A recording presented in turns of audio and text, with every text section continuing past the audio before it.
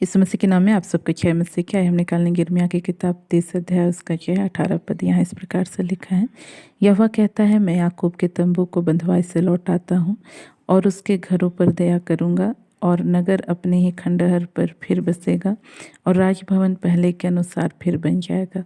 अपने हम यहाँ देखते हैं परमेश्वर का वचन कहता है कि वह क्या करेगा, फिर से जो है बसाएगा, फिर से जो है खंडहर को जो है फिर से बसाएगा और जो है राजभवन को पहले के समान फिर से जो है बना देगा। तो कहने का मतलब प्रयोग कि आज हो सकता है पहले हमारी जो स्थिति थी आज से क्या रही होगी, बेहतर रही होगी। पहले हम जो है एक आनंद भरा या एक शांति भरा जीवन जी रहे थे, लेकिन अब जो है वो सारी परिस्थितियाँ क्या है बदल चुकी हैं। लेकिन हम देखते हैं परमेश्वर का वचन कहता है कि वह फिर से क्या करेगा, बसाएगा कहता है, फिर से बनाएगा कहता है, वह जो है दया करेगा करके कहता है।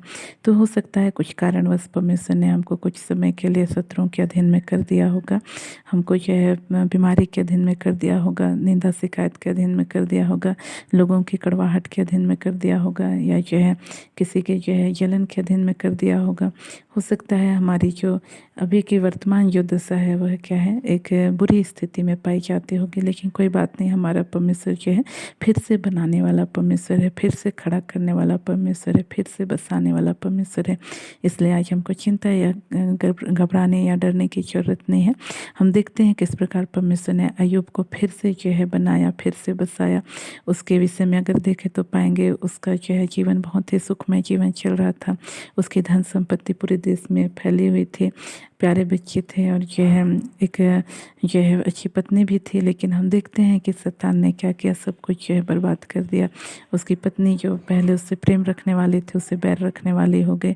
हम देखते हैं उसके बच्चे जो है ख़त्म हो गए।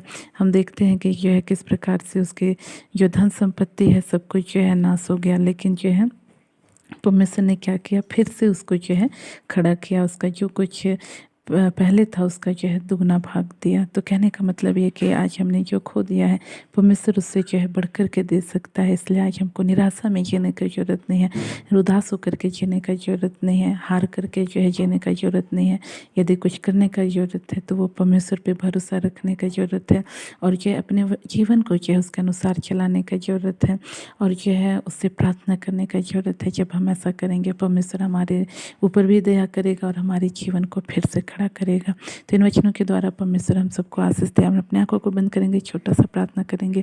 Praise the lord. प्रभु जी आपके नाम की स्तुति, आपके नाम की प्रशंसा करते हैं, विशेष करते इस भाई के लिए जिनका नाम विष्णु है, पिता परमेश्वर हाँ प्रभु, और इनका पूरा नाम प्रभु जी हाँ प्रभु विष्णु प्रताप प्रभु जी राठौर है। पिता परमेश्वर तो अनुग्रह कर प्रभु जी, यह भाई प्रभु अपने जीवन में बहुत से नुकसान प्रभु झेल चुका है। विशेष रूप से प्रभु इसने अपने स्वास्थ्य को भी खोया है प्रभु, अपने आर्थिक स्थिति में भी प्रभु जी हाँ प्रभु जी गड़बड़ाया है प्रभु जी, और पिता यहाँ तक कि अपने परिवार को भी प्रभु जी खो दिया है। हालांकि प्रभु जी अय्यूब के समान नहीं प्रभु, लेकिन इनका परिवार प्रभु इनसे प्रभु जी पहले के समान प्रेम नहीं करता प्रभु जी। प्रभु अनुग्रह कर पिता परमेश्वर, इन्होंने जो कुछ खोया है प्रभु आप इनके जीवन में अनुग्रह कर फिर से इनके जीवन में वापस आने पाए होने दे पिता परमेश्वर। इनका हिया जो टूट चुका है प्रभु जी, और इनका मन जो है कच्चा हो चुका है प्रभु जी, क्या मेरी परिस्थिति ऐसी हमेशा रहेगी करके ये प्रभु निराश रहता है प्रभु जी, इन बातों में सोच प्रभु या डूबा रहता है, इन्हीं बातों को सोचता रहता है प्रभु। तो अनुग्रह कर प्रभु जी भाई को प्रभु जी सारी परिस्थितियों से बाहर निकाल प्रभु जी, और होने दे प्रभु जी जो कुछ इसने खोया है उसका दुगना वापस पा सके प्रभु।